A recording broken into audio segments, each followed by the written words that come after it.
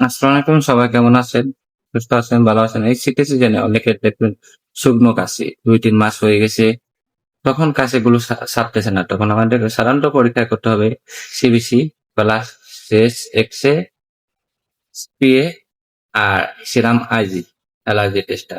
তখন দেখে বোঝা যাবে একটা আইজি লেভেলের কারণে অনেক সময় হয়, ফুসফুসে কাশি হয়, নাক চুলকায়, চোখ চুলকায়। এগুলোর কারণে অনেক সময় আইবিডি হয়ে যায়। আবার অনেক সময় র্যাশও হয়ে পড়ে যায় স্কিনে। সেজন্য আমাদের সিবিসি প্লাস আইজি ২ টা পরীক্ষা করে দেখতে হবে।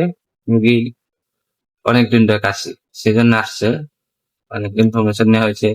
২ মাস ধরে সে অনেক কিছু খেয়েছে। কাশি উঠতে কিন্তু তার কাশি কমতেছে না। সকালে এবং বিকালে কাশি হয়। সকালে একটু বেশি হয় ফুসফুসে। এজন্য আজকে ডাক্তারের সাথে দেখালো।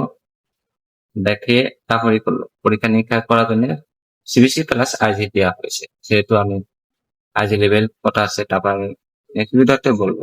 ভালো থাকবেন, সুস্থ থাকবেন।